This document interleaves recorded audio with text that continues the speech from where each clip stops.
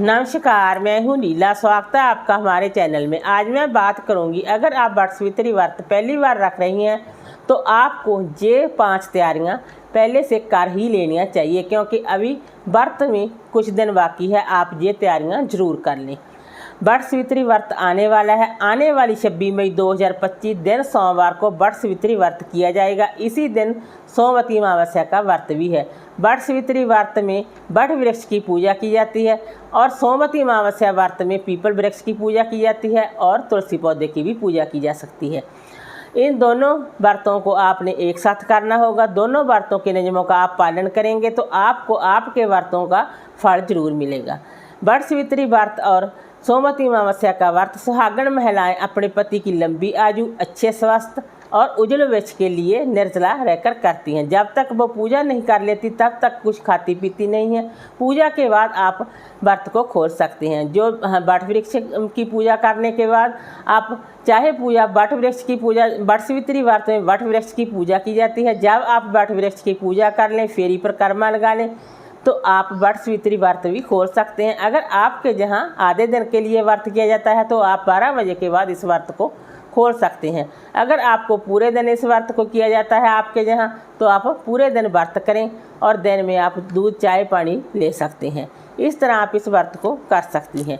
अब मैं बात करूँगी कौन कौन सी तैयारियाँ हैं करनी चाहिए आपको।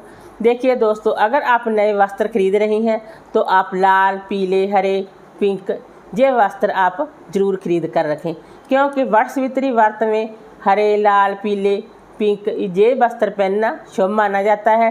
नीले, काले और सफ़ेद वस्त्र ना पहने, क्योंकि ये सुहाग का व्रत है।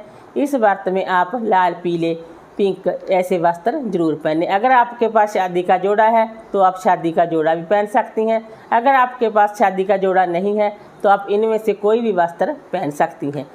काले, नीले और सफ़ेद वस्त्र को छोड़कर आप हरे, पीले, लाल, पिंक इन वस्त्रों में से किसी भी वस्त्र का आप चयन कर सकती हैं। दूसरे नंबर पे इस व्रत में पंखे का बहुत महत्व है। इस व्रत में आप 2 पंखे पहले से ही खरीद कर रख लें और इस व्रत में पंखे का बहुत महत्व है। पंखे आप जरूर पहले से ही खरीद कर रख लें, क्योंकि कई बार पंखे नहीं भी मिलते। आप पहले से ट्राई करेंगी तो आपको कोशिश करेंगी तो आपको पंखे मिल जाएंगे। आप बांस के 2 पंखे जरूर खरीदें। नंबर 3 पे इस व्रत में वट वृक्ष में कलावा लपेट कर 108 परिक्रमा लगाई जाती है। आप कलावा जरूर लें, या फिर कलावा आपके पास नहीं है तो आप कच्चा सूत भी ले सकते हैं। कच्चे सूत को हल्दी से रंग लें। अगर आपके पास कलावा भी नहीं है, कच्चा सूत भी नहीं है, तो आप सिलाई करने वाली पीले रंग की रील भी ले सकते हैं। अगर आपके पास पीली रील नहीं है, चिट्टी सफ़ेद रील है, तो आप सफ़ेद रील को हल्दी से रंग कर आप परिक्रमा 108 लगानी है तो 108 लगा सकते हैं। 5, 7, 11 लगानी है तो आप उतनी भी लगा सकते हैं। जितना आपका समर्थ है शरीर का, आप उस हिसाब से ही व्रत पूजन को और परिक्रमा को करें। किसी की देखा देखी में कोई भी नियम नहीं लिया जाता। तीसरे नंबर पे काले चने का बहुत महत्व है। इस व्रत में काले चने का बहुत महत्व है। इस व्रत में काले चने का बहुत महत्व है।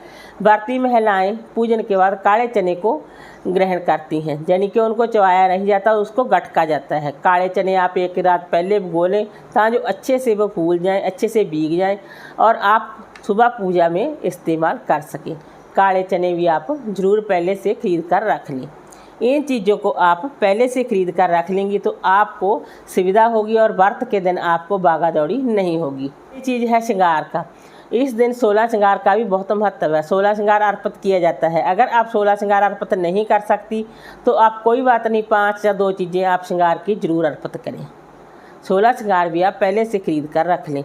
ये सभी चीज़ें आप पहले से खरीद कर रख लें ताकि जो आपको सुविधा हो और व्रत के दिन आपको मुश्किलों का सामना ना करना पड़े, क्योंकि एक तो व्रत होता है, एक आपके पास कोई चीज़ ना हो तो आपको बहुत मुश्किलों का सामना करना पड़ सकता है। इसलिए आप पहले से ही इन चीज़ों को खरीद कर रख लें।